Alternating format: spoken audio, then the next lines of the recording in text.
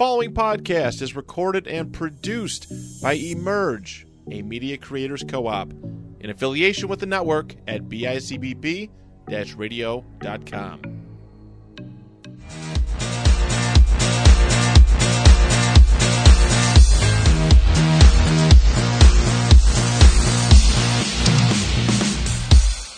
Welcome back to the Next of Kin podcast. Yes, we are back. We're alive. We're alive. We've been busy. It's not like we haven't been doing things, but we're back.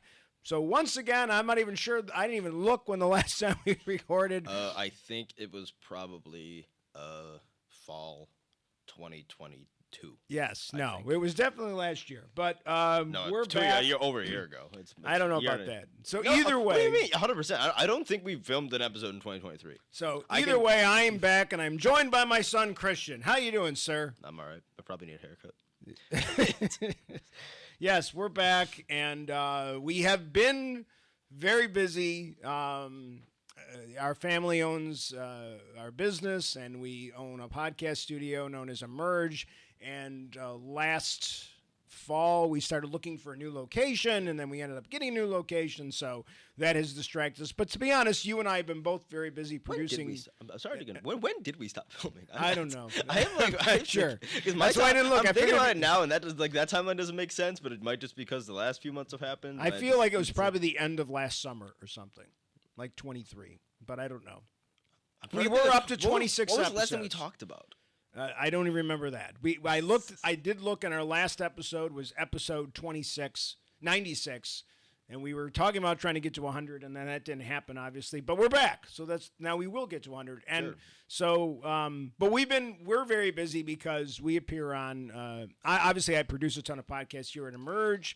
So if you're, we have remote podcasts. Actually, I'll cut to like our cool wide shot. This is the new OG I think the amount studio. Of work, yeah, exactly. I think the amount of work, not to interrupt you, at the other studio kind of caught up with us, and then we were also kind of involved with the other YouTube channel that we're kind of a part of, and that just kind of became, I don't know, I guess a priority for a bit. Yeah. So yeah, I don't know.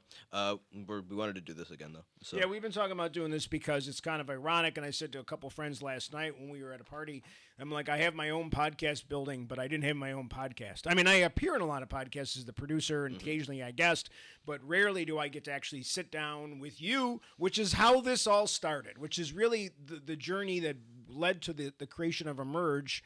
Was you and I doing Next of Kin, so I'm really glad that we're back. I always forget that we kind of started before we had the last building. We started it as an audio podcast with Matt Johnson up in North Tonawanda, and we're still on that network. And so if you're listening to us on audio, thanks for coming back, considering we've been on hiatus. I feel like we could blame it was COVID. We couldn't get into the studio. We started during COVID. It's like, that's the excuse for all the movies. Like the movies are all like, we couldn't get anything done because of COVID or something like that. But So we are back, and we're going to change the format of the show a little bit. Eventually, the way it looks, we're going to start doing more reels and those types of different things to condense our content, and we want to change up what we're doing. And that was one of the reasons, too, we kind of stopped for a bit, because we wanted to refresh it a little bit. So kind of, yeah. Like update the logo even, change the logo. Yeah, we do have to figure all that stuff out. But, so we're back. Again, for those of you maybe you've ever watched this before, Christian and I are father and son, hence the name Next of Kin. And we both have very extensive groups of fandoms that we both we like, and they really do overlap. Yeah, some of them overlap, some of them don't. I think most of mine and I think most of yours probably overlap with me. You have a couple more niche type stuff that like I probably have nothing, but most of our other stuff kind of overlaps. So again, like since this is episode 97, but for many people it might be episode 1 for watching us. Quickly, I'm a Star Trek, Star Wars, Doctor Who. Expanse. I'm I was born in the 60s, so I'm a, Superman, the original movie with Christopher Reeve. That's my, that's kind of my thing. My comic book guys were Green Lantern. I'm not a video game guy because my generation, we had Atari, but, when you think of a lot of the Xbox type, PlayStation stuff, that came out actually once I was an adult, so I didn't get into video gaming. I don't have a lot of, but I'm into stuff that, again, next of kin. The concept was that us introducing stuff to each other. Yeah. So there's a lot of things that we like to watch together. Yeah, quick rundown for myself. Just because you did it, I don't know, Star Wars, various DC and Marvel properties, X-Men at the moment, which is what we're going to be talking about today. Halo, Fallout, which we're probably going to do the Fallout show at some point. I think we talked about that years ago, back in some of our older episodes, and that show's actually out now. Yep. So, and there's a few things that I think we actually talked about, like coming out in our old show, that are now out that we're gonna get the chance to review and such. Well, I mean, even like Game movies that we've watched, Game of Thrones, obviously Dune, we're both. Yeah, Dune. I'm doing my current one that I'm like absorbing all the knowledge of. We did do an episode of Dune 1. I think that's true. Yeah. So we definitely did that, and then. We definitely did a ton of the Marvel TV shows that were out. So what else do I got? But now I got Doctor Who as well, a bunch of anime type shit, a bunch of cartoon, Avatar: Last Airbender, lots of shit like that. So we have very extensive like different stuff that we are into and know about. And right now we're both, well, you're a member, you're a panelist, and I'm kind of just a producer, but I appear quite often on the 716th Attack Legion. Name pending. Yeah, you can tell. We do a lot of reacts. Tell I love the name.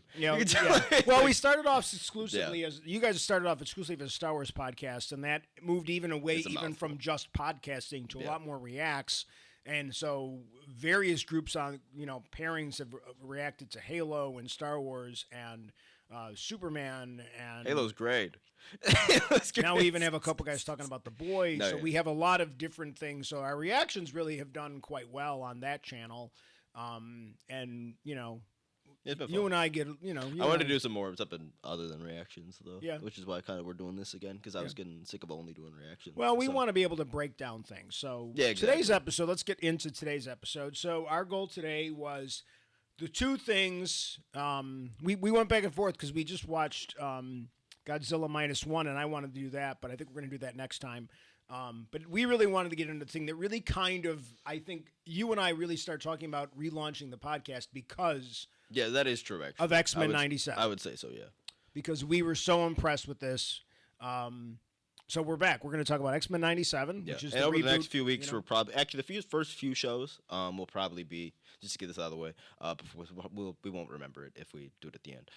Will probably be a bunch of stuff that we have watched in the past few months, maybe 6 months, that has come out. Just kind of getting caught up on a bunch of the real big things that have come out and dropped. So we'll do a Dune 2 episode. We'll do a Godzilla -1 episode. I gotta watch Invincible season 2 still, but I imagine we'll do that. We gotta do Invincible Fallout, season 2. We gotta watch Fallout. We gotta watch Doctor Who. Potentially Shogun. Doctor Who. Yeah. We're gonna try some. I'm sure things. I'm forgetting other stuff as well. My Adventures with Superman, which we're currently reacting to on the other channel. We'll probably do a wrap up when that season's over. That show's great as well. And I think one thing that we're going to not do, and you and I have talked about this, is that we're not going to hold back on some of the things that bother us. No, I'm going to do it. This show is going to end up being more opinionated and more.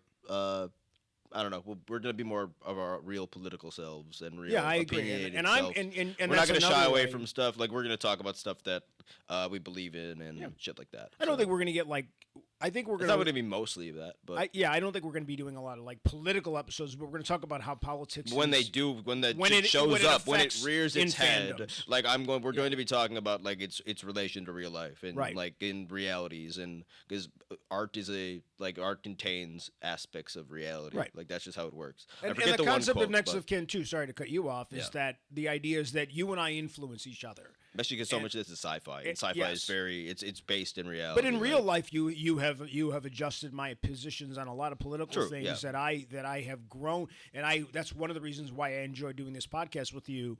I get to spend time with my son, but more importantly, because I do like to express that I'm 57, but I'm not done evolving as a person. And I think that's cool to showcase that two people, two very different ages, different generations, can almost be in line and not that we agree on everything, but no, but we respect each other's opinions even when we yell at each other, and it is because we're getting real about reality. And there's times that I've just said things because I've heard that, and then I had to no, I'm talking out of my ass, and so I'm gonna go, and then you're like, oh, you know what, he was right after all. Like, I did my research, and a lot of his opinions are backed up by research. But enough of that. Let's get into and realistically, and I didn't, and I tried to keep this back, but I'm sure it actually did come out a decent amount on a lot of our previous 96 episodes or however many there are. I'm a very political being, just in general. I see politics in kind of everything I see, including in the art. And some of my favorite art is stuff that is telling a political message that I really vibe with, or I feel seen with. And this show is incredible. In a way that Andor is a show that for my political ideology merely makes me feel seen as a human. Then this show in a weird is weirdly poignant for an animated Disney Plus cartoon. This show is weirdly poignant to what's going on. And today. they don't hold back. No, not at all. This show is more mature, despite being an animated show, than the vast majority of anything Marvel's released. Well, it's funny because in any capacity. I guess we're getting into it. So first of all, X-Men '97, for everybody knows, it's a reboot of a very classic, well-respected X-Men animated show that I watched. Yeah. I forgot about it. I honestly forgot so much about it. So I have been kind of doing some quick rewatches of some of the episodes, and I forgot. Even for its day, yes, it had some cheesy moments back in its day, because that's the sense of the animation of the 90s. But at the same time, it really was trying to push the envelope for its time. And I give Disney a lot of credit for saying, okay, let's bring this back and let's update it for a mature fan base. Let's tell some stories in animation that we probably try to do sometimes in movies or on TV shows, and we don't seem to get it quite right. But in the world of animation, you can get away with it in so many more ways. There's a risk too. X-Men animated series from which is what the reboot of is one of the is widely considered one of the best cartoons of all time. Yeah. In weird ways. Again, it's aged in particular ways because I've tried to go. I've been watching someone with you, right? And we watched a bit of after we watched X-Men '97. We went and watched a bit of the original series, which I think I had watched the first 4 or 5 episodes before this show. Right. And then we went back and watched Spider-Man, the animated series, which is in the same. Spider-Man. But I remember Spider-Man was more palatable for myself than the original X-Men one. It's very the dialogue is very interesting in the. Well, the dialogue is very representative of the way those shows were animated. If you go and you watched even Justice League United, which is from that same basic time period, maybe a little bit later. Yeah. You'll see a lot of the same things, a lot of the writing trope, so to speak. I'll let you go. So definitely, they that's what I think why this show works is because they've updated the storytelling by keeping a concept. Conceptually, the show is the same. But they've updated the way they tell the stories. Obviously, the animation just to get out of the way, the animation style is particularly incredible. They managed to do this. I think it's a mix of 2D and 3D at times. Yeah. But they managed to kind of make it capture the exact aesthetic and feel of the 90s style cartoon, and it feels it feels old, but it's obviously new because all of the effects and even the movement of characters, the fight sequences, there are better fight sequences in this than there are in Invincible. Sure. Easily, I would say. Yeah. This show looks really, really, really good. I also feel there's a lot of, and I may be wrong in this because I don't know my way around it as much as you do, but I do feel there's a heavy influence in some anime stuff. There's particular stuff. Not all the time, but I mean, there's definitely in some. I think fights, most cartoon, not in not as heavy as My Adventures with Superman is. Because that's a very anime inspired. That's I'm not saying it's like Naruto or but almost all cartoon. Yes, the way eyes work sometimes is very reminiscent to me of some of the anime. Or even Rogue. There's one attack that Rogue does, which is right out of the Marvel vs. Capcom game, where she does the flying foot into someone, and and it has the background where it's all colorful and stuff. Right. I think it's also just a wider trend in animation because anime is so popular and is doing a lot better than a lot of actual Western produced stuff. Right. So a lot of the Western produced stuff is just taking inspiration. Even the new Lord of the Rings movie that's coming out at the end of the year, which I didn't even realize was animated until I saw the trailer. That looks very anime. like weirdly enough. Yeah, like I think you're right. Even some Witcher stuff that's been animated by Netflix, which has actually like kind of been better received than the actual Witcher show itself, has had like real anime style like influence and stuff. Yeah, I agreed. So to kick it off, like this show is a continuation. It's not a reboot. It's a continuation of the show because the characters that were dead or missing or whatever are still dead and missing. They really they and everyone's change up history the is still team. the same. Yeah, everything you're supposed to believe this is picking up right where the last team show starts in a left weird off. place because like with a lot of characters. And I actually have the team written down. We have.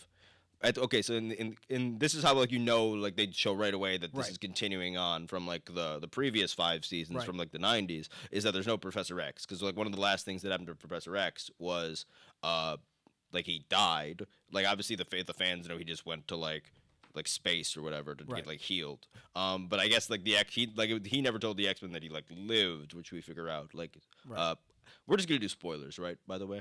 Well, I mean, the show's been out for a while, so yes. Well, just to warn people who haven't watched, if they do want to watch, like spoilers. We're gonna do spoilers the entire time. Yes, so don't send nasty messages because you haven't watched a show that's been out for 4 months. So, okay. Well, yeah. Well, I don't know. Maybe people want to. I don't know. Sure. Either just want to give people a warning. Sure. But what was that? Where was I? With the team. The team. So yeah, our team starts off with Cyclops is basically the leader. Because Professor X is gone, he's in space. Then you have Jean Grey, Storm, Wolverine, Rogue, Gambit, Beast, Jubilee, and Bishop. Right. I think that's like 9, if I remember correctly. Like right from the beginning. With a lot of characters, and I hope that's if they're gonna do that, I hope they do that in the movies as well. Because they do a very decent job in this show if everyone gets something to do. I agree. There's a few characters that have a little bit less to do, but for the most part, like these are really, really good like versions of like almost each of these characters. I would say most of them are the strongest version. Like in terms from of the original, the voice actors and things like that. A few of them are the same voice actors. Most of the voice actors are back. There were some practical reasons why some of them couldn't be brought even a lot of the voice actors that are still alive from the old show, like just got different roles. Right. Like they did. So like this show, like in particular, to like showing respect for the old series. Right. In terms of like this being a reboot, you don't have to have watched. Like any of the original show, and I didn't to appreciate this, but through watching videos and people pointing stuff out to me, the amount of continuity and like stuff that is like callbacks for fans who did watch the 90s, and the fact that they were like virtuous enough, or not, that's not the word for it, but that they were smart enough to be like, we should give all the other original actors who don't sound like this character anymore. But we can, like the original Jean Grey is Val Cooper. That's the only one I can think of off the top of my head. But that happens a bunch in this, where they just like reshuffled some people. Yeah, and I think that shows respect. No, that is a respect. Like, and again, like to continue to give people work that deserve the work. And a few people are the same. Like Wolverine's the same. Yeah. I think Rogue is the same. So there's a few people that like the Nightcrawler is the same voice actor from the original, and he's great. So yeah. Yeah, I mean, like that's kind of what I really like about it, and what I do like is that something as simple as the opening of the show itself. Like, no skips. So they kept the opening pretty much intact. They just updated it. They updated a little bit. No, they updated it quite a bit. Like it's a newer opening. But it is a newer opening. They changed the animations. There's some iconic things. They improved all the animations. Yes, like the ending's the same. Like the way they. Well, it's all framed the same. Yeah. Yes, the way they animate the characters is the same. Obviously, they kept the song. They update. I'm sure they had a new audio version of it, but. Even the ending with the whole like the spinning like video game characters is like from the really crappy looking one from the original, but now it's like a more updated like. What I like what they did was what I like what they do is they you almost get a sense of who are going to be the big characters in each episode because the opening animation is different. Like they do shots in each episode. It might start with Cyclops. It might start with Magneto. They change in it and around, out characters, because there isn't you don't even see like Professor X until he shows up, comes back. I do like, and I'm sure we're gonna get into. Well, let's get into this. Like when you think of the new team, is that where you want to go next? Talk a little bit about. I just want to talk characters. I guess we're going to talk about certain characters. Probably would be the best place to start because this show does. You and I, and let me say it, I'm going to steal your thunder. I'm going to characterizations. steal your thunder on this. Is that because you and I agree this is the best portrayal of Cyclops who's ever gotten? I would say, just to go through the list real quick, this is the best portrayal of Magneto we've ever gotten. This is the best portrayal of Cyclops, Jean Grey, and Storm we've ever gotten outside of the comics. And just in general, like Rogue's very good, Big Gambit's very good. I guess Rogue is probably this is the same version of the Rogue that is probably considered the best Rogue outside the comics. So I would say Rogue is as well. Gambit is we haven't got a lot of Gambit, so Gambit's really sick. This version of Beast is pretty cool. Yep. Even this version of Wolverine is very very classic. Like I think we get back to, and I think they went out of their way to lessen X-Men to be about Wolverine, which was bold, which is smart to say this is not Hugh Jackman. You go watch your Hugh Jackman stuff. Deadpool's coming out with him, and you can be happy. Because the reality is the practical matter of this show is that this show is like the warm up, like things you do as a warm up. Like for the fans, like to the inevitability of the X-Men coming back to live action in the MCU, because this is under the like the Marvel Cinematic Universe like banner, weirdly enough, and it has a new X-Men, like Marvel animation. We said this on previous episodes a long time ago that the X-Men always have a Wolverine problem because the biggest actor, biggest star in their X-Men universe, outside of maybe Patrick Stewart, is the fact that you've got Hugh Jackman, and everybody's a Hugh Jackman fan, like.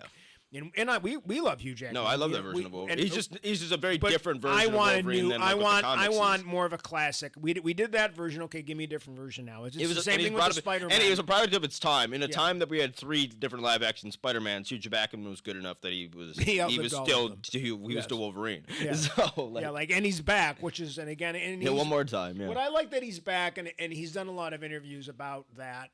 About he thought he was done, and then he said, I've been asked by so many fans. He says, I really did it because the fans have asked me. And there are so many different... And he said, I have a quality of life. He goes, even my Broadway career, he goes, I'm not so interested and impressed with myself that I don't recognize that the lifestyle and for my family and that for myself as a career to be Wolverine, is because I played Wolverine. Like, he even talks about he went to Canada and got out of a ticket because he told the guys at the border that he was going to Toronto to audition for, he was going to be playing Wolverine, and they let him through without, like, the right documentation because, like, this guy's playing Wolverine. So, like, his whole life was changed. All these opportunities. So I respect the fact as a guy, as a personality. Yeah. And just on I'm going to go give him one more. And just on, like, a storyline aspect, like, there are many different facets of like Wolverine as a character, like in the comics, in terms of like his different relationships with people, and like one of the more iconic ones is like Deadpool's like fucking like hatred, and not a bit hatred, but like the Deadpool Wolverine dynamic is like very very like iconic. Has been teased for a long time. So I think like if they picked a very good like type of thing to come out for, and it seems like we're getting like it's R-rated again, which is like another version of. We've only got one version of like Hugh Jackman being like in the truest form of Wolverine, which would be an R-rated Wolverine. Right. So like just to get to see that again is pretty like I don't know, it's pretty special. Well, that's what we loved about Logan is that we got the rated X version. R-rated R version. So we're looking forward to that. Obviously, we'll get. And they're not really, and it seems to be a different version of the character from the one in Logan. So, so they're not even stepping on the toe on Logan, which is very respectful and good job for Ryan Reynolds. All right, so I mean, I want to jump right in with like I love the Nightcrawler's back. I love this version of Gambit. I always like this version of Gambit. I think we can kind of break this up into 3 different groups. We can break. I think we're gonna need to talk about Magneto on his own. Okay, I think we're gonna need to talk about. But just to go through it real quick, I think we also need to talk about. I think we could also talk about Cyclops, Jean, and Storm in one go because I think this show made a purpose to invigorate those characters and let people know these characters are cool. Like I know that movies didn't do a good job at any point in 2 different versions of them showing Storm's that like a god. Like that's what I'm saying. This version shows what Storm actually is, which is like the most powerful character on the X-Men. Right. Besides maybe Magneto, depending on what the situation. Yeah, right.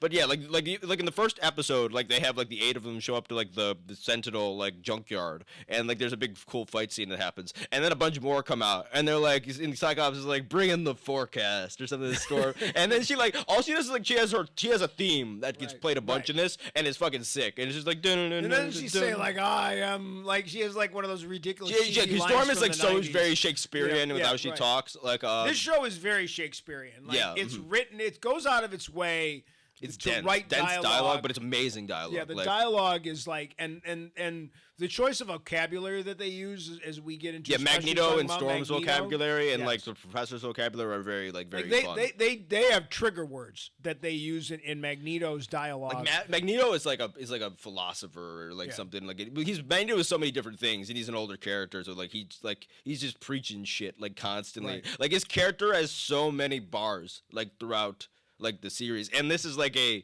a lot of ways this is like Magneto's like season.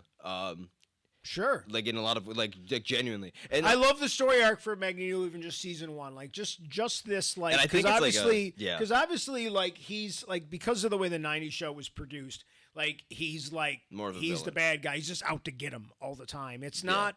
It there's a lot of like writing nuance. It's a lot of I gotta get them. And they tell him some of his most iconic stories. Like they tell because this is a thing in the comics. Magneto was often on the X-Men. He's often the leader of the X-Men, depending on the arc. And I love that they brought that concept in. Even with Claremont, like Claremont, the most famous X-Men like writer who wrote it for 16 years. Like at one point, like did the comic trial of Magneto. So let's which is what we get in the second episode. That's what I want to talk Magneto. about. Let's get into some of those iconic arcs that they've done a lot of those iconic arcs in season 1. I mean, just the fact that the season starts off with that Cyborg, not Cyborg. They do this really cool thing. That he's in charge.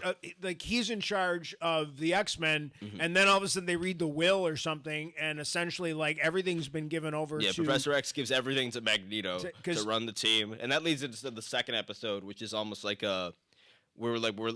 he goes on trial at the UN, which is a literal thing right out of the comics, and which he just preaches like truth and reality and incredibly like poignant to like today like type shit. I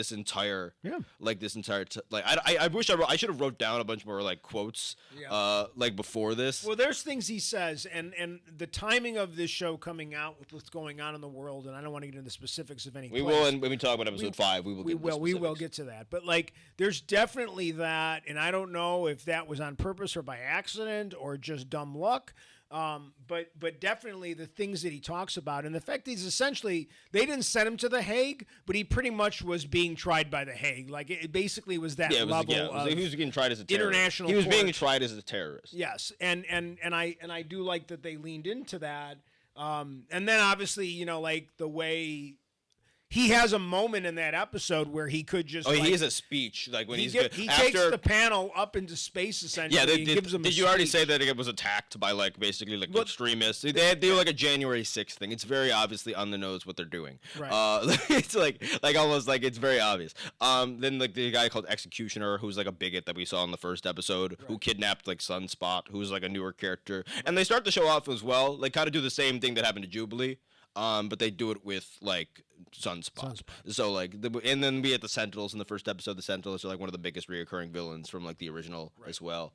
I'm sorry, where were we? Well, we were just saying that like Magneto basically has a point there where he could go full on Magneto, but because his heart has been affected by the fact that Professor X has given him the task of continuing his dream, and. And he's challenged. He says he's like, I've been challenged to see this because he's literally like after the bee gets taken out, Storm is hit with a weapon that makes her lose her abilities, lose her powers, and Magneto just like takes the entire like panel of like these people up to him, and he like literally says to them, he's like bigot to one of them, like ingrate.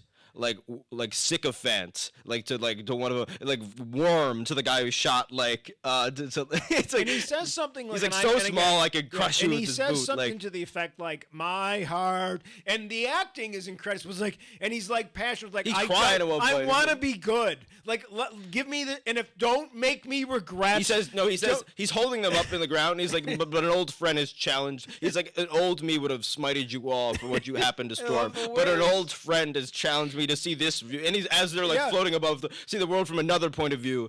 It's like, and he says something else, and he's like, please don't make me let you down. And it's like, yes, like exactly. It's like, oh man. And he has all sorts of stuff. This entire like even later on, later in the series, like there's like we get to Genosha, and like at one point Magneto is set to become like the chancellor of like Genosha, which is like a new mutant nation essentially, and like the UN, which is like part of like when Magneto gets acquitted at the end of that second episode as a terrorist and gets to continue on leading the X-Men, is that they also say that Genosha gets to be admitted as like admitted as a UN nation, which obviously is a big deal for like any nation. Right. And like at one point in that episode, like once the UN official like Val Cooper like figures out that like, oh, they're gonna name like Magneto of all people like the chancellor of this nation. She's like, most nations don't elect a terrorist to be their leader. And she's like, but then he responds, but yet so many leaders allow their nation their leader so many nations allow their leaders to be terrorists. Right. And I was like, yes, it's facts and reality, including the nation we're in now. Yeah, so there's that aspect of like when you think of the things that Magneto goes through in this first season, from what we talked about, being disappointed, what happens in episode 5, him deciding to essentially like deprive Earth of electricity. Yeah, at the end, yeah. I mean, and the last episode with I almost said Picard. with Picard, yeah, with Picard, with man. Professor X and and they do that bar scene and then the Mind Palace, a dream yeah. and get out of my mind. I mean, like that. His love for Rogue is in this thing. Yeah, which is completely new, but it's from the comics. Like, we got this like love triangle with Gambit going on. What he does to Wolverine. I mean, like, yeah, there's multiple. How much more can you? Yeah, they did so many iconic moments of like Magneto from the comics. Like they do obviously like Trial of Magneto. They do Magneto is right, which Val Cooper says. There's a sign. There's signs. They do Magneto lives at the end. That says Magneto was right, which is hilarious. Yeah, exactly. No, some of the signs they show are like there's even some like anti-mutant signs that are like incredibly on the nose to like real world bigots who go and do that type of shit. Right. Make Genosha great again. It's just, no. This was like at the I know. The I'm protest kidding. ones I'm kidding. and shit. But yeah. like, no, but there's definitely and here's the funny thing. It was 12 episodes, 10 episodes? 10. 10. So you got 10 episodes. They did all this crazy stuff just with Magneto. It all fits. Mm-hmm. It doesn't seem rushed. No. None of it seems rushed. And it's like, how did you fit this all? And again, that's just one character. Yeah. There's like 12 other things going on. And this is not an hour-long cartoon. Yeah. Like, this is the most efficient storytelling that I've ever seen in anything. Yeah, no, yeah, exactly. There's some stuff at the end that I think gets brushed past a little bit, but like for the most part, like a lot of like it's pretty tidy with a lot of these characters and their arcs and like how things interact with each other in the story. They knew how to take this type of content, animation, a 30-minute show, whatever it is, and you don't have time for like what I would call, like CW conversations where they have that occasional couple seconds. Oh my God, every scene is like very, very specifically like put in, almost has like a callback later on or like feeds into a character's arc. Like there are very few scenes wasted. Right. Throughout, like in this, like there's no throwaway scenes. Like it's very particular from scene to scene to scene, let's take an example from character to character. That pops into my mind right off the bat. So like there's a scene in the last episode where Scott and Jean say goodbye to their son Nathan Cable, right? Yeah. He appears in not a vision, but like it's just a ghosty thing. I forgot Cable's they're on another place, and he tells them like, I don't want to make this stick to my father, and I want to say goodbye, and blah blah blah blah blah. But by itself, that scene's a little cheesy, but it works because when Bishop takes Nathan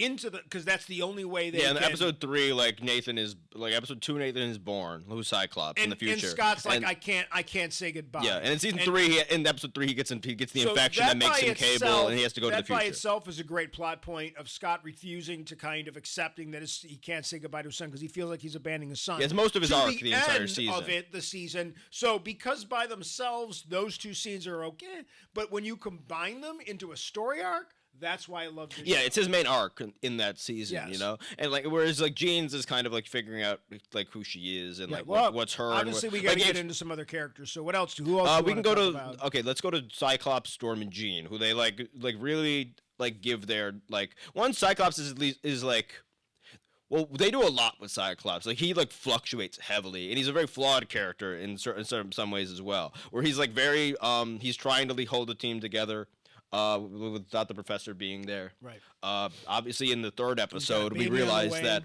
they do the thing from the comics where, like in the comics, Cable's mother is not Jean Grey. Cable's mother is a clone of Jean Grey who eventually is called Madeline Pryor. Right. Who's made by Mr. Sinister. He has a weird little love triangle with like his wife and his clones in the clone. Yeah, exactly.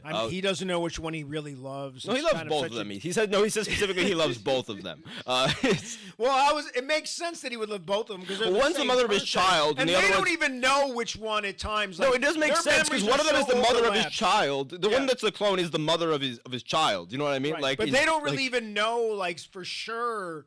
Like which memories are there? So in many ways, they're or when the she same, was swapped out, right? Like that sort of thing. Like so it makes sense that he's in this ridiculous love triangle. But either way, they do this thing over with Jean towards the end of the season where like Jean learns that like it's actually a love quadrilateral when you like Cable goes on to like really accept like Jean Grey though as his mom as well. Like he has like two moms and like in a certain sense. Even though like his Madeline ends up dying in the 5th episode, which we're gonna get to, which is the best episode of this show and one of the best episodes of anything Cyborg ever. and Jean and Cyborg. What did I say? Cyborg, bro. All right, Cyclops. So yeah, Cyclops is really good. He's a true leader in this. He's not whiny like in the movies. Like just rarely really even his powers are used like in the best way they've ever been used where it's like no, it's not a laser beam, it's a concussive blast. Like so he moves himself around with it. At one point he jumps out of a plane and he slows himself to the ground by just like just blasting. Right. And he does like at one point he's in like a beam off with with one of the villains and like he literally does like the fight like basically a power-up scene like from like the one video game like Marvel vs. Capcom, which the creators were fans of. And it's like the beam intensifies. Like that's all really cool. They show the Phoenix. Well, I think when he's fighting what's his name? The bad guy at the end. Bastion. He takes like the mask like right off, and he lets the full. He doesn't even try to control the beam. He lets the full power come out, and even that's not by itself strong enough to destroy him. Yeah. But no, I love that they. And then Scott and James' relationship is compelling. And again, what X-Men is a soap opera. All the personal stuff in X-Men is just a soap opera. There are some really good soap opera because I like it's crazy relationship trauma and issues. But more importantly, it's soap opera. Family. But even before that, it's Shakespearean. Shakespearean, yeah, it's very serious soap opera. When you think of the most iconic Shakespearean stories. And the conversations that these characters have, and the love, and episode 5 is very and the problems that go back and forth. I mean, the reason why I think Shakespeare is still popular today, from a standpoint, is because these characters are very much Shakespearean characters. These are all tragic. Every one of them is a tragic. Yeah, all mutants are tragic characters. Yeah, so they're all Lady Macbeth and all Romeo and all Juliet X-Men have all X-Men have trauma basically in one form. That's what kind of unites them as a family. So I don't like the soap opera comparison. No, it's not, I'm not saying it as a negative. I'm saying they embrace. No, I'm saying it's cool because they embrace that in this show. Sure. They realize that that's what the show is. The show is like is that like that it's a lot of dysfunctional people that have come together through like their shared like trauma and like shared like experience as a mutant, despite being like very like I think Professor X says that at one point he's like straight up is like all my children are different type of shit like how'd you like the way they handled Jean and her clone? How'd you like that's really good. And even in episode 5 where they like kind of are really going off this idea that Cyclops has been at like mentally linking like with the clone who's like now on Genosha and like he's in like the same house as like Jean Grey, like the real one, which is right out of the comics because like Cyclops usually has like sometimes has like an affair with like Emma Frost. But in this version, so they had that psychic link thing, like cheating, is like literally right out of the comics with Emma Frost. But for this context, they switched it over to Madeline, which is why even like in that scene, like she's literally in the room with Emma Frost while she's linking with Scott, and then like Emma Frost makes a like a comment. And well, with one she could tell because she's also a telepath, and two, that was her doing that in the comics. So like they're incredibly smart. Like when they do change things, like it's really like really tidy. Yeah, and again, like this is one of the few things I've seen from Marvel do, which is like actually these are adaptations like of storylines, like pretty like not one for one, but like it's not like they just take like what the MCU does, which is they take a character and they take a title and then they change like the entire thing from what it was in the comic. Like this is like no, this is like really like this was a bunch of comic arcs put into the one season, and sometimes they just have one episode, but usually executed really well. Like. Yeah, no, like even like the Storm, and then get to Storm out of the last of the three, because I think like Cyclops and Jean just like become like more likable as characters for like if you weren't fans of them, just over the natural course of the season, because they have real arcs, they have real character development, they aren't annoying like their characters are written in the movies. Right. So that's just purely out of that, like just them being solid. Then we got to get to Storm. Yeah, then we get to Storm. So like, let me say what I want to say about Storm. So obviously, like, they set her up as being incredibly powerful. In that first episode, and then I think in the second episode she loses her power. And they rob her abilities. And I like Magneto's very intentional decision. Like that's what you want to do to us. Like he, and that's the line. He's like, all the X-Men has ever done is use their awesome powers to protect a world that hates and fears them, which is like the classic X-Men line. And that's why that works so well, because it's written. And he's so like, never again. But also because like never again. But I liked that. Yeah. But I liked then that they what does she say? Like, I can't feel the wind or something like that. I can't feel the breeze is gone. Yeah, it's heartbreaking. Like you and she just has to go. Yeah. And she leaves. And then that leads. Then they do almost a direct adaptation of like one of Storm's most popular comics, because that's right out of the comics, where she loses her abilities and has to do it's called Life Death, and then the two episodes are like. There's like Life Death Part 1 and Life Death Part 2, like in this series, and that's where we just get Storm. Like kind of meeting Forge, who's a really good character in this, and I hope we see in live action, honestly. And like how do they fall like have a relationship, and like he's like trying to help her like regain her abilities. Forge is someone who like can make anything basically. So he's got like a metal leg, like that's his mutant power. Like he just can make anything he like thinks of. So he tries to help her out, and then we eventually realize that it's more like a mental block now, with like why she's not able to do it. Again, and there's this other trauma. And there's almost like a weird almost like an archaic weird magic character called like the Adversary shows up, who is voiced by like the same actress that's voicing Storm, because it's just like kind of an embodiment of Storm's fears and like stuff, like facing her, and then like that's eventually. That's an incredible episode. No, that arc is great. Like Storm's theme music is fucking incredible. Her just like having to face her claustrophobia at the end, and then like realizing like that like no, you like.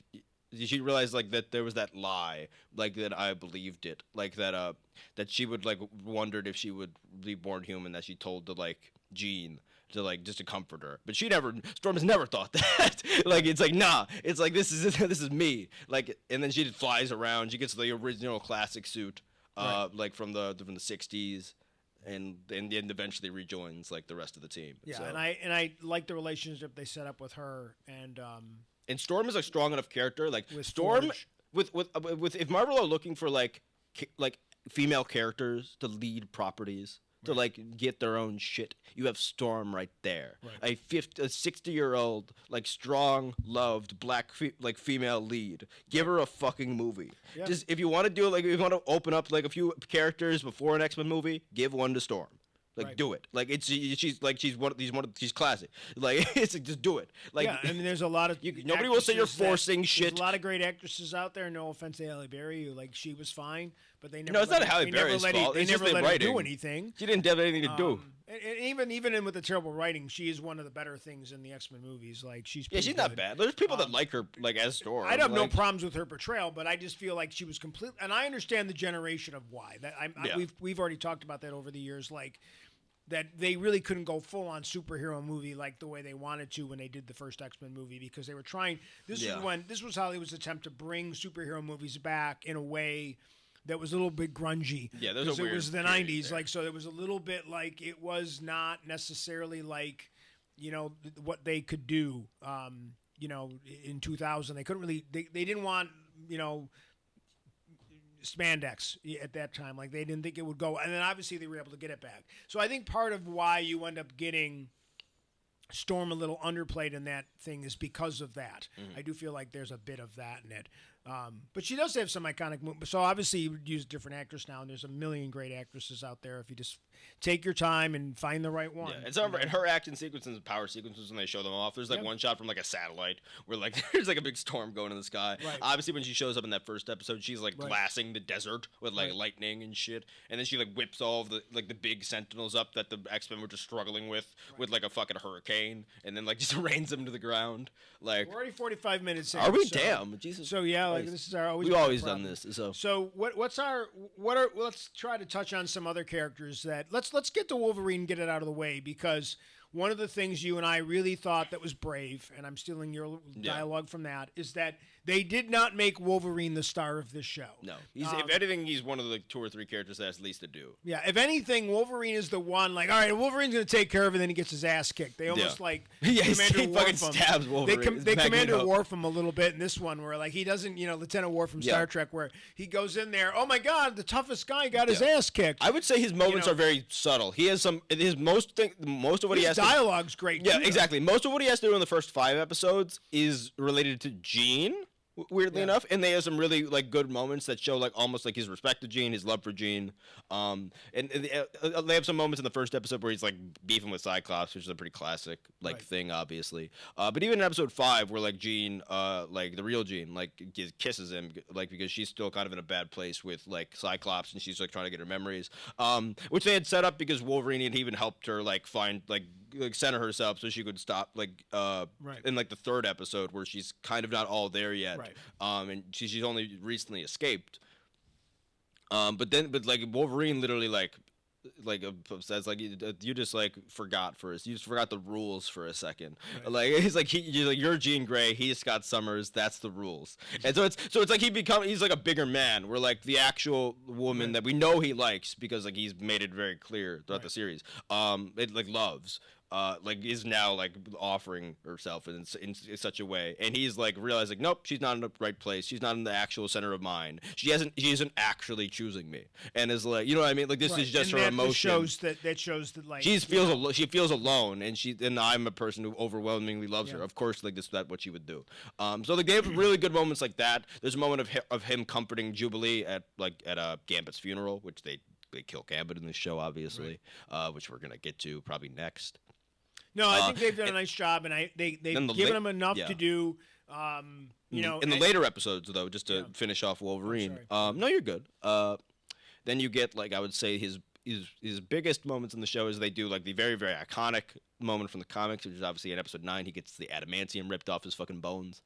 It's like by Magneto. After he stabs Magneto in the chest. And even the dialogue there, it's like I've been coming after you for a long time. And this is after Magneto is reverted and then back Magneto to even makes a line. There's a great exchange of dialogue. There's a bit in the finale where like Magneto does fall back into his old ways because of, and honestly, like most people who watch this show are kind of like, well, we know, like we very much understand why you're doing this, and we can't really fault you.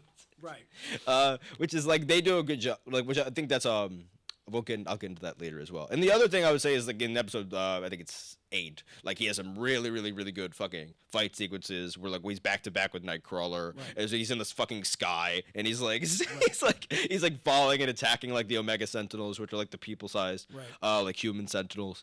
So like there are some really just cool stuff like that. Like he gets his moments like every so often. But they realize that like this is already a character. Exactly. He's not a central character. Like this is already a character that is beloved. That like he will probably get lots and lots to do in season 2 now. I think there's but they realize that we need to like really remind people that all of X-Men characters are good, and it's not just Wolverine. That all of our characters are strong. I like the more subtle stuff they did, like his friendship with Morph, and then obviously that's great too. After he's been like got his ass kicked, and he's like that last episode where he's struggling and clearly. Oh, I forgot Morph at the beginning. I totally forgot to mention Morph. You at the did beginning. mention Morph as one of the characters when you went through the list, but Morph's a nice. They've changed up the character design a little bit. From the originals. He's not even a main character in the originals. No. But they kind of bring him in, and it's clear like early on, you realize that Morph's got a little bit of a crush on Wolverine. Yeah. And Wolverine acknowledges it, but it's not like... I don't know if Wolverine acknowledges it. I rewatched that episode, and there's definitely a moment where he's like, yeah, I get it, I know. Like, he says something to the extent, like, I know. Like, okay, like, it's not... There's definitely a line of dialogue in there, and I don't remember what episode it is, where Morph and him are doing something. After, if you go back, like, there's one point where you very much realize, like, oh yeah, this is totally like what's going on here. Right. And then you can go back and you realize a lot of their interactions are a bit more like, yeah. And again, it's one-sided. But it is one-sided. But it's his friend, like, and he has no problem. No, and I think the reason is because I went back and watched like some of the original stuff, and like in the originals, like Wolverine is very like torn up, that like because Morph like is thought to be killed in like one of the first episodes of the original series. Right. Later on, we realize he's been brainwashed by like Mr. Sinister, which that's like kind of Morph's trauma in this show. Right. And like he's like the other design that we see him transform into in that one scene when he's talking about it. But Wolverine has a whole arc where he's like literally trying to like find brainwashed Morph and like bring him back. And if I remember correctly, Wolverine is the person that does end up like saving Morph from that situation. Right. So like all of that combined, like it makes sense. Like Morph is like a non-binary character, they said in this. What I like about Morph is it works because again he is not like he has this default position that he looks like, but we get some really cool iconic moments from the season. They use him for a lot of cameos. Hulk, when he becomes I actually wrote this down. He becomes Mr. Those are great. He becomes Mr. Fantastic and Hulk. He becomes and then he becomes a bunch of other like random X-Men characters like Quicksilver, Magic, Sabretooth, Psylocke, Juggernaut, Colossus, Lady Deathstrike, Archangel, Sauron, Blob. Like so, he becomes like all those like, but like they use more for a lot of like he's won the comedic relief a lot of the time. Right. He's very and a lot of his jokes land like pretty well. He has a little bit of the thing with like Wolverine, obviously, that they kind of allude to throughout the season. They use him a lot for cameos. Which is another. So they utilize Morph in a fun way as well. I would say Wolverine and Morph are the least utilized. And I think in that last episode where Wolverine doesn't even speak, like no, he's laid out. He's in a coma. Off, and he's just laying there in the thing, and Morph turns into Jean Grey because only I can say it in this. I can say it here. So he says, "I love you," because he doesn't want to say it as Morph. It's like, "I love you, Logan. Stay with me." He says, "No." So he transforms. It's two things. It's like one, it's him defending himself. Like I'm gonna transform into someone else to say this. And then two, it's like, wouldn't you like to say like if there was someone you loved, wouldn't you kind of like to say it like in the best way that they're not going to like reject you? Almost. Right. It's like no. I think it's really it gets another great. It's complex. It's a very complex. And again, you did that with a character which probably is supposed to be the most comedic. I don't think there's anything good or bad about Beast, except he has that he's one. He's fun. He's very classic Beast. He's the Shakespeare. He's the most Shakespearean of the characters, honestly. Yeah. I do like when he quotes literature and stuff a bunch. And he actually the best Beast moment is in season episode 7 was with the reporter. Yes, it was with the reporter, and like it's where a lot of them are starting to get jaded because that's what's a lot of them without the professor and after Genosha, which happens in episode 5. A lot of the X-Men get like really jaded, and if anything like. Actually, like they even do for the middle of this season. There's a point where you think they're gonna go with the Cyclops was right arc, which is like when Cyclops becomes like kind of loses his way a bit and becomes more of a Magneto-esque character. I don't know if that's still something they're planning on doing because by the end of the season he's kind of broke back in. I think we are going to get Cyclops like bad guy character at some point. I mean, because they did allude to it in the middle of the season. Like he gets up and he interviews the reporter and he rants and he's because I have to stomach your books and prove to you I'm a person. It's like thank God we're not like you. He had a child and like how dare they even like that's just a painful thing. Leave him alone about a child. Like that's just so rude anyway. And then Beast has the same actions with the same woman. Like when they're at the ruins of Genosha, and he's like maybe the professor was wrong, and we shouldn't have like begged for your tolerance or whatever. And he says and it's like and that's all incredibly relatable to fucking real life. And Beast is one of the characters in X-Men that has the most faith in humanity, but also next to the professor. He quite often gets used both in the movies and in the comics as the one kind of character the one character that seems to interact with humans a lot. He's an ambassador a lot of the time. He's like a doctor. So his character, so for his character to say that is massive. Yes, exactly. Well, I mean, and that just shows the trauma of Genosa, which is and it shows like the maturity of this season, like of this like fucking animated cartoon. Obviously we could go through having political arcs. We could go through every single character, but I think we're going to run out of time if we do that, because I think we really want to get to some of the bigger picture things, like episode 5. Yeah. Again, I could talk about the show for like 8 hours straight, so we're only going to scratch the surface of like. But I think we have to talk about episode 5. Episode 5 is, first of all, it a little bit comes out of nowhere, because obviously, we saw Genosa in the original show. Yeah. And it's not really anything. And they mention it in episode 2. And then in episode 2, we move forward and we see that this has been like a country that was established, and then a lot of like infrastructure has been built, and it's a place where a lot of characters can go. We see characters that are characters from the original series. We see them reanimated to appear in this. That this is where they were moved to. So there's many cameos. There's a lot of cameos from the original series of other X-Men. Yeah, I mean, this episode is full of fucking people. Actually, there's like Emma Frost and like Sebastian Shaw. On the council is also like I think like Banshee, Moira McTaggart, who is now a very huge character from the last like 5 years of comics, who's and honestly in the last 5 years of comics like had like another mutant nation as well that's very much a parallel in a lot of ways to Genosha, which like was Genosha has a very specific like arc that's associated within the comics, and if you know if you know anything about it, you knew this was gonna kind of coming, in a way. Yeah, but it's done incredibly well. We don't even get a lot of X-Men characters that go to Genosha. This episode is mostly it's split into 2 parts. There's like a documentary style thing going on like at the X Mansion, where they're like where this woman is like interviewing the X-Men for like I don't even know what reason, just to like talk about mutants or whatever, and like show them that they're like human or not human or like people and not like something to be afraid of or whatever. And then it cuts back to like Genosha, which is like where Magneto, Rogue, and Gambit are like on some like basically like a diplomatic thing. Obviously, and then over there is entirely just like some like 3 like Shakespearean like soap opera like romance plot going on between like the trio of of Rogue, the Gambit, and Magneto, because like Rogue's had old relationships with Magneto, and Magneto can touch her, which is like something that no one can. Like Magneto's, from what we know, is like the only character that can actually like physically interact with Rogue. And like despite the fact that Gambit and like Rogue are very, very clearly like in love with each other, you know what I mean? Like even though Nightcrawler says so, Nightcrawler's in this arc as well, like quite a bit. This is Nightcrawler's first appearance, and he's fucking amazing in this episode. But yeah, so there's like this like whole drama going on like there, where like she's trying to like choose, but like just like almost choose, and like Magneto wants her to basically like rule like Genosha like with him, like that's like his like terms or whatever, like to the council. And at first Rogue like kind of chooses like Magneto for like, because also kind of for like this dream that Magneto had like pitched to her like years ago that was like she was kind of seeing in front of her at Genosha. And it's only too late though, obviously, that like she like kind of dances with Magneto at like this gala at the end, which is like a almost very like on the nose reference to like the Hellfire galas, which are like the Hellfire Club, which like Emma Frost and Sebastian Shaw are usually a part of, but they're like pretty big to the new continuity of like X-Men or the new like comics. So that's like an entire reference to that. And bad shit usually happens at them.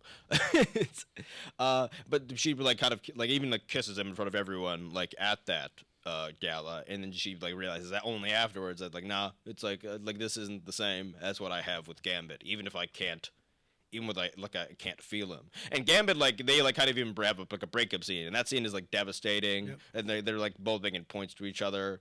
I don't know. This whole episode is like devastating. You're distracted from the idea that nothing overly bad is happening, and then all of a sudden, until like it's.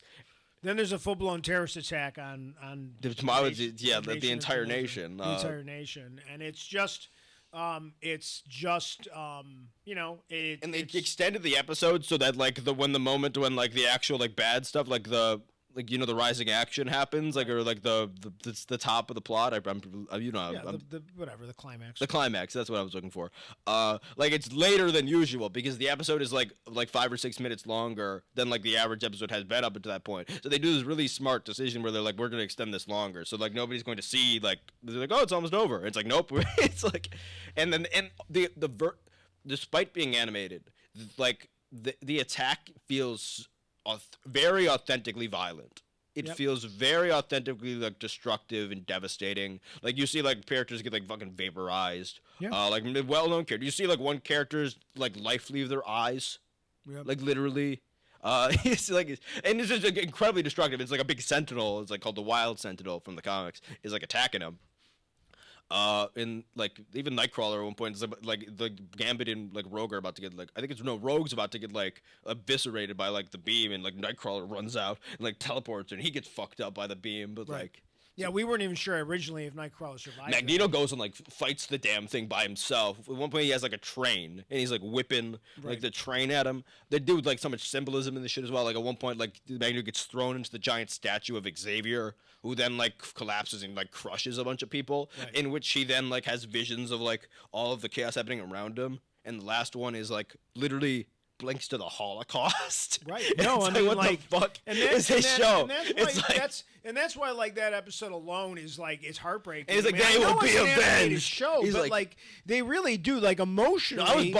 You're like, watching all these like horrific. I was things bawling being done during episode 5, like genuinely, because it's like because you recognize what they're trying. They're trying to tell you about. They're also telling you about the real world, and that is brave. And then they do all this, and like you don't know who's alive and who's dead and all that stuff. Yeah. And then they just up and they kill Magneto. They think kill Gambit. They kill Magneto first because Magneto eventually gets to be alive. Right. But at first we think they kill Magneto, and again it's just he was just taken captured.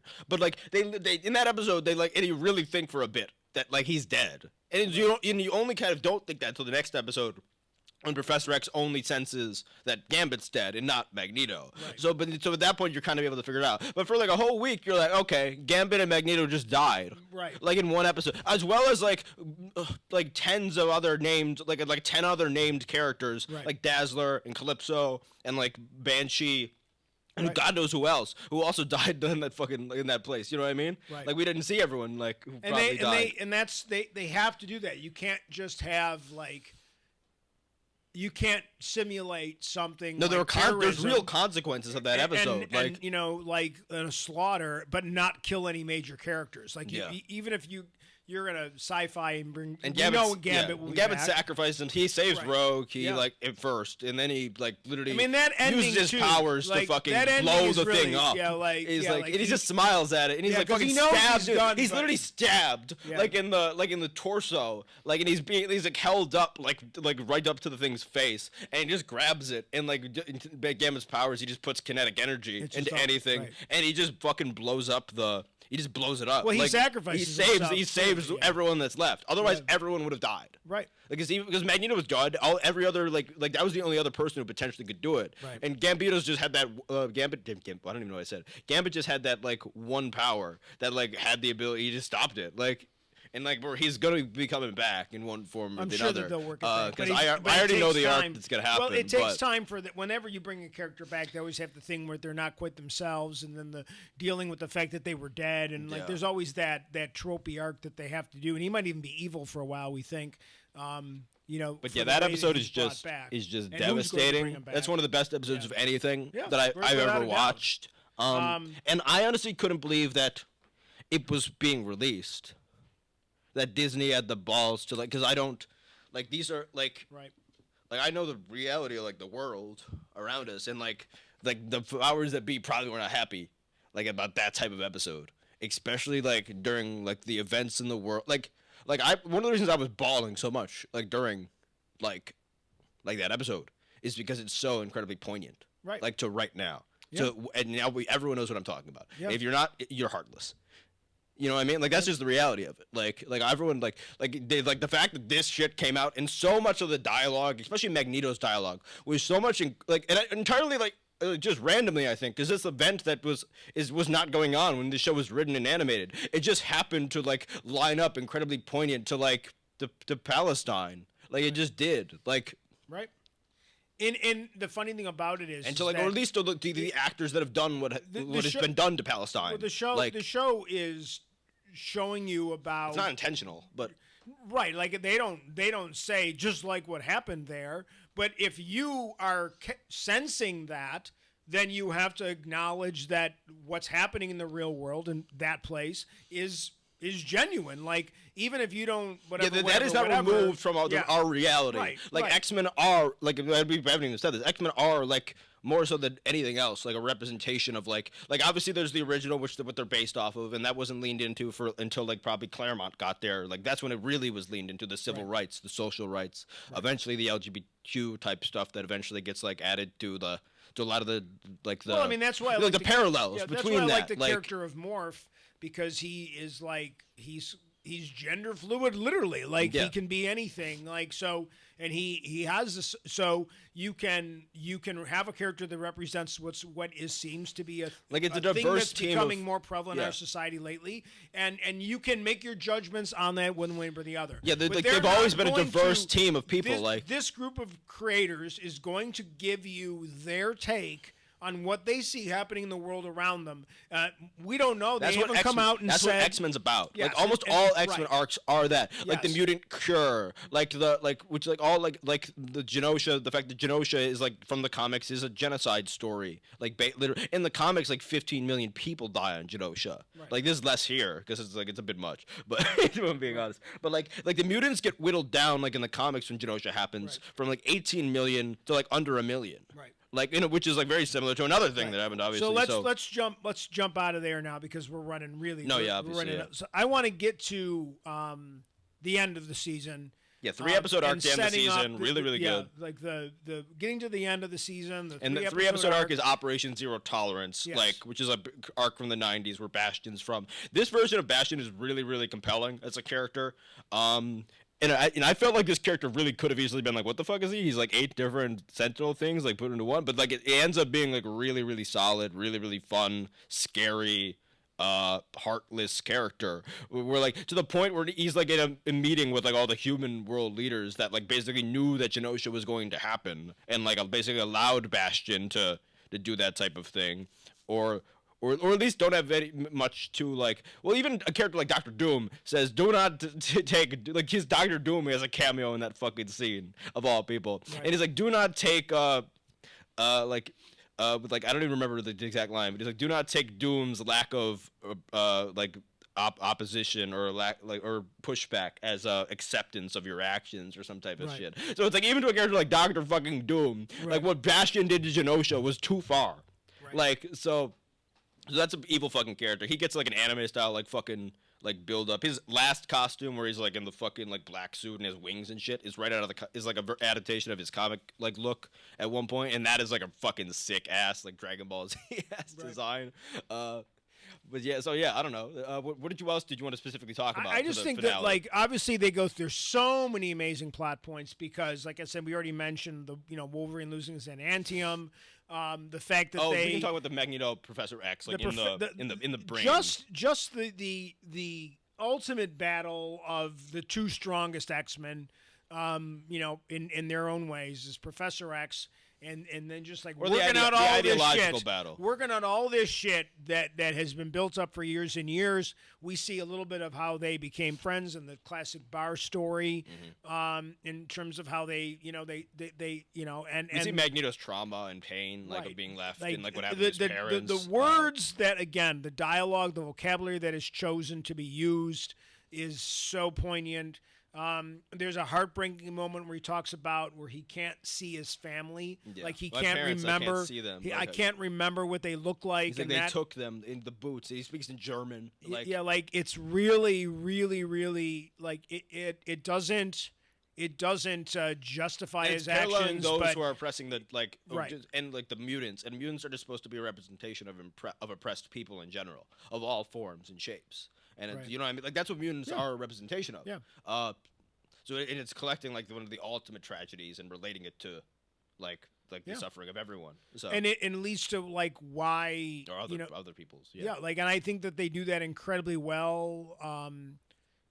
And then even like the professor having to kind of essentially risk his own brain and life to force Magneto to essentially like release the electrical grid, which doesn't really help things because all it does is allow those like hybrid sentinels, which are basically taking over people.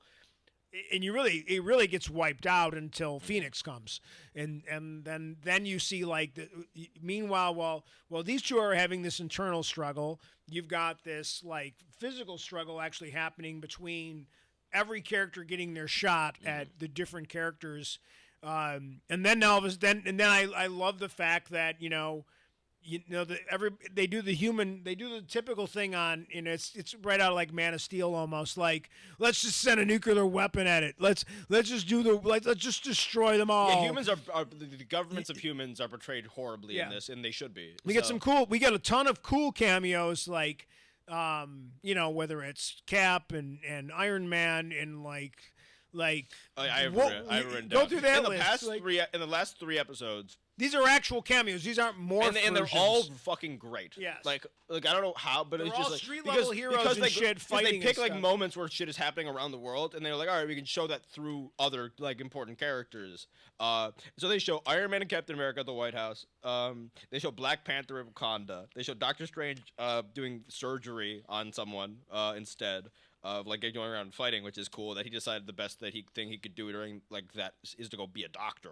Right. Actually, so you see Spider-Man and Mary Jane, which is a whole throwback to the end of the Spider-Man show, which never really overlapped with X-Men. No, I don't think so. Not really. Maybe one episode. There might have been enough that they did acknowledge they're the same universe, but they never really did a true overlap. Yeah. And the idea is at the end of that animated series, Spider-Man goes looking for Mary Jane, and then we just suddenly see in like episode 9 them standing in front of like a window looking at TVs, looking at stuff happening on TV Trope at an electronics store, and we say, oh my God, Mary Jane's alive! Like, so they give us this little closure. You get Daredevil. Daredevil's getting his ass kicked, and even some more niche characters. Cloak and Dagger show up, who had a TV show years ago, like 8 years ago at this point. Alpha Flight, who are like another kind of X-Men-y, like human Silver mutants Samurai. with Psylocke, Silver Samurai, a bunch of the Russian superhero characters like Omega Red, and a few other people like that. William Stryker is on the TV at one point, who's the villain from X-Men 2, and we'll probably be seeing more of These were all great because it really sets up that they're... Zemo is also in an episode. Like Baron Zemo's in there. What I liked about it was that because I do feel like, and you and I talked about this, like that it could be setting up eventually, maybe next season or the season after, a X-Men versus Avengers plot. Where the human non-mutant superheroes are worried that the mutants are out of control. Like, and we've got to get them under control, and that could lead to like some conflict. Wasn't there hate stuff put on like in the last episode when? Okay, so at the end, because they wanted. All right, let's get into like talking about where this season's going to go. The season ends with Bastion. Basically, they defeat Bastion in like combat actually, and then Bastion ends up being like basically sucked into like the gravity like engine or whatever you want to call it, like that's on the asteroid M, which is like one of like Magneto's bases that he like brings into the like orbit around like the Earth basically. Asteroid M because it gets attacked by the government, like by like America basically. By they nuke it or whatever, they hit it with rockets, starts to fall to the Earth and is going to basically do an Age of Ultron if it hits the Earth and like just fucking end everyone. So the X-Men work together to stop it. Magneto wakes up from like the coma thing that he's in with the professor, and ends up bringing it back into orbit. And then you see it blink away, like it poofs away, like in the sky above Earth. And you see like the only people that are not on it at that point are Forge, who's on the ground. And then Jubilee and Sunspot, who's now like a member of the X-Men basically by the end of the season. Yep. Everyone else is, and we don't even know who sent them back. It could be, say, Apocalypse. It could be Bastion himself if he's like somehow survived that shit and is like sucked into like a black hole somewhere or whatever. The X-Men end up in 2 separate timelines. We end up in Egypt, like ancient Egypt, like 36 BC, like 360. 3600 BC, if I remember correctly, is what it is. And that team of people that ended up there is Professor X, Magneto, Rogue, Nightcrawler, and Beast end up in ancient Egypt. Then we had a future timeline, which looks very but similar. before we get, but in that timeline, I was going to get back to that. Okay, well, you continue. Then. And then the other X-Men that we see end up in the future, in like an Age of Apocalypse, like apocalyptic type timeline, and that's Jean Grey and Cyclops, and then they run into in that timeline, like young Cable.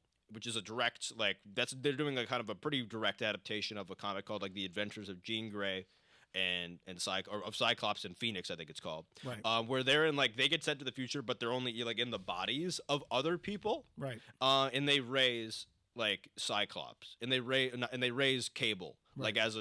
For a few years essentially. Right. So that they're doing which a storyline I think on it's that. alluded to because when obviously it's actually them this time. It's actually them this time because Cable says to them in the goodbye scene when he thinks his parents are going to die, he talks about the legends of the activities of Cyclops and Jean Grey, and then you and I rebel both leaders realized that told us about the yes, heroics of he's the talking X-Men. about himself. He's talking about the two people. He's talking to the two rebel leaders that he was talking about are probably the two people in front of him. Yes. Like are probably his actual mom and dad. Yeah, like him. So, like he was there for those legendary they stories. told them the stories. Yeah. Of the people he's talking to told them the stories of the and X-Men. those stories didn't do them justice.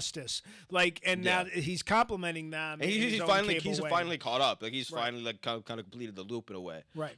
Where he's learned everything and they know who he is. Because again, Cable was in the original show. It was just never acknowledged that there was the father of them or anything. They never got around to it. So and then back to the past. They're in Egypt.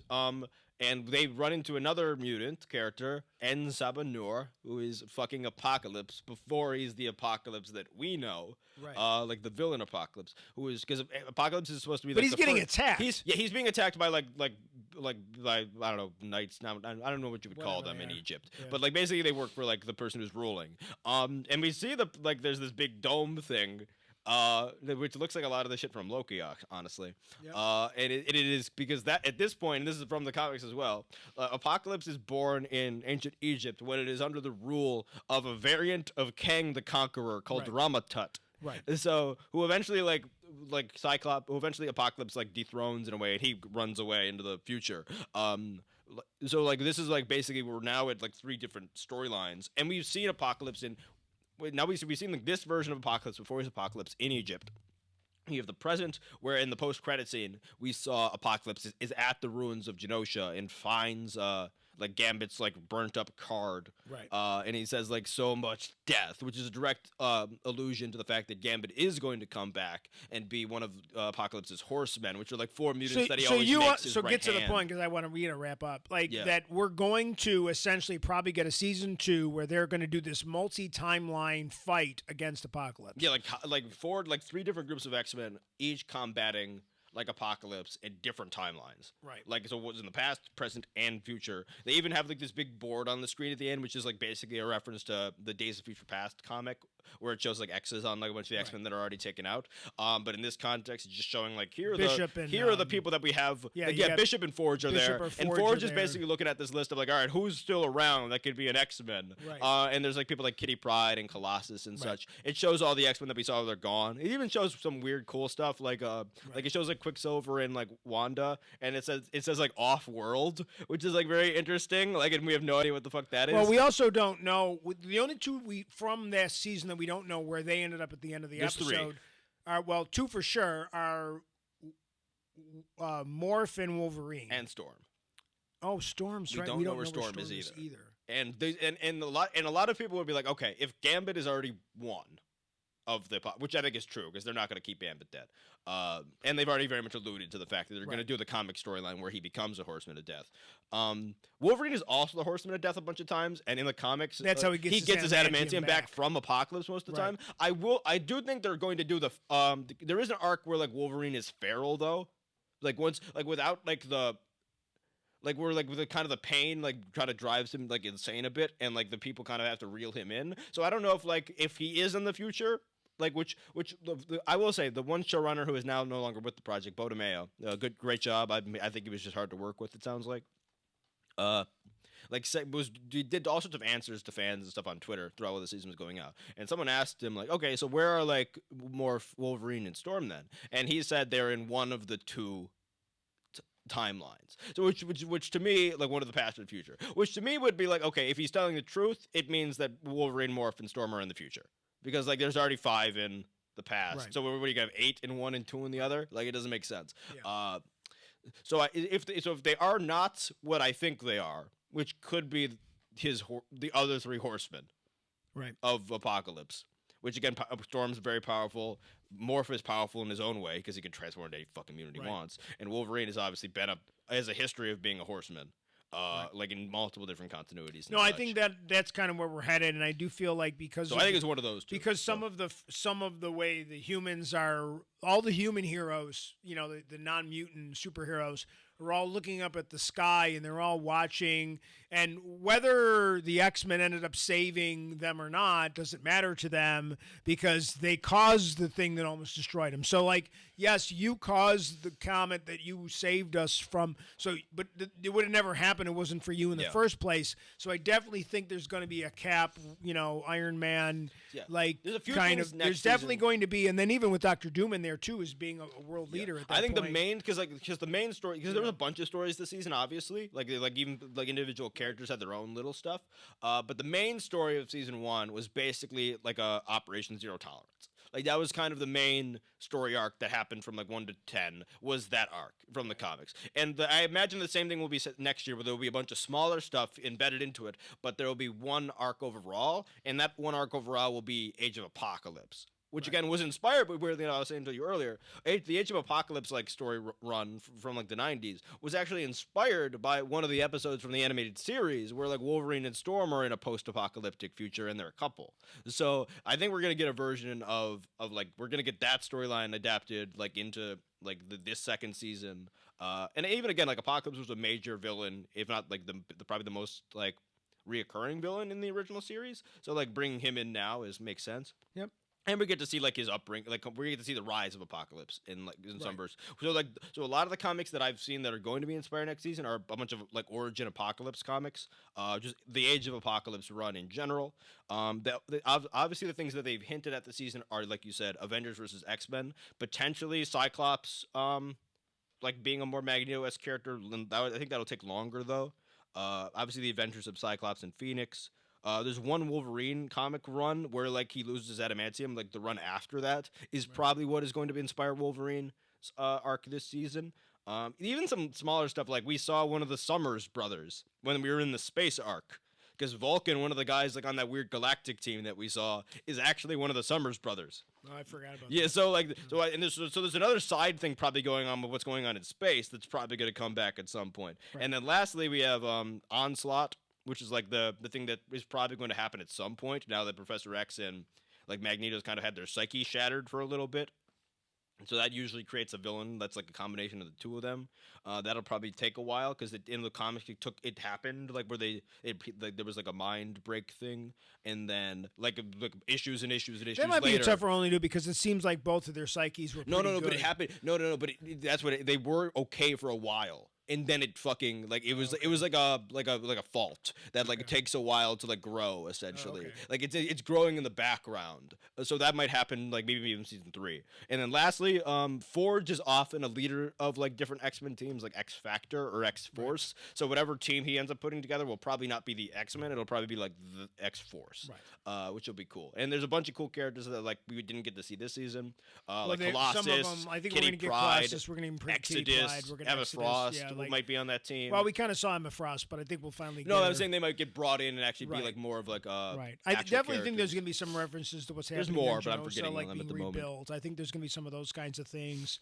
I think there's still going to be a lot Even of political. A character like Angel. There's going to be a lot of political and things going on with the UN. I think there's going to be a lot of that. Avengers X-Men is very likely. Yeah, because I definitely we're going to see us jumping around three timelines. In the first 3-4 episodes of the next season, as they get to the second half for the Pentacle arc and all that stuff, however they wrap up. Yeah, so I think we're gonna get a team with like Bishop, Forge, Jubilee, Sunspot, which Kitty Pride, Colossus. Like, that's a cool, like, new, like, very alternate team of them we usually get. So I think that's all right. Well, I mean, anything else you want to wrap up with? I don't know if I have anything else, honestly. Just yeah, it was very impressive. It brought us back to like politically poignant, really, really well animated, great dialogue, great action sequences, great characters, great music. Yeah. Great pacing. Yeah. Like, there's not a wasted episode. Nothing's wasted. Like the weakest episode is episode 4, and even episode 4 is like the first half of the life death stuff, which is a really good arc for Storm, and then the other half, which is like a cool Jubilee like arc where we get a little bit of it's like Jubilee's birthday, right? And then even that episode, which is just a fun episode where she's fighting like Mojo, who's like a fun character, like fun villain. Like she's in a video game, but like the video game that they're in is like basically it's just constant references to like the X-Men animated series like arcade game, which is like some really legendary like fun card game, like an arcade game that people played and loved essentially, like back in the 90s. So like they had a whole episode of like devoting like their love of that basically, which was like kind of fun as well. I think that's why these people are fans of Marvel. This is like a 9 out of 10, or maybe even a 10 out of 10. Like I think it's a 10 out of 10 adaptation. It really hits in so many ways. It's like it's one of my favorite shows ever. Like genuinely one of my favorite shows I've ever watched. All right, we're gonna wrap it up because we're gonna try to keep a buy on our time this time when we come back. Like an hour, but 15 each. like so. First of all, thanks. We're back. We're going to be doing this. We've got so many things we want to talk about.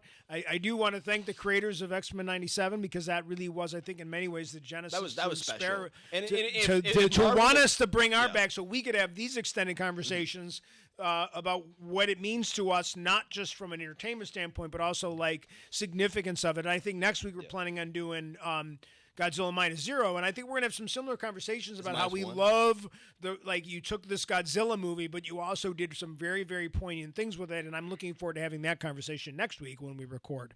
What was the last thing I was gonna say? Fuck. Wrap it up. I'm losing my train of thought. Okay. If Marvel, who are in a slightly bad place at the moment, probably more than slightly, depending on who you talk to, if they want to like salvage something and like not salvage, but like if they want to like change and like get some people locked in, this is the form. And like this is like take notes. Right. Like look at this shit and find ways to do whatever the fuck they did and bring it to everything else you do. Right. Like make it more mature, make it like more accurate to the comics. Like do that. Like make it poignant, make it mean something. Like is this? That's why this is so good. It meant something as well. And as when being you cool. really think of that golden age of comics, that's when comics and graphic novels really took over. That's when X-Men were at their best. And that's when comics were at their best because they were not just for kids anymore. They evolved. They thought about the kids that used to read the comics. Those kids became adults, became writers, and created incredible content, which led to like the film industry in many ways being salvaged. Yeah, you better not MCUify the X. You better not MCUify the X-Men when they get here. You better like embrace them. There's a like lot this of show did. Right, and that's the thing. Like don't understand water that shit why down. this was popular and embrace it instead of like, well, let's go the safe route. Like, no, that's what you screwed up the last time. This is what people want. And if you have to, just do it smart. So, all right, we got to wrap it up because I got another pod we got to do in like 5 minutes. So, hey, first, thank you. Please like and share and all that stuff that we'll be putting on the screen.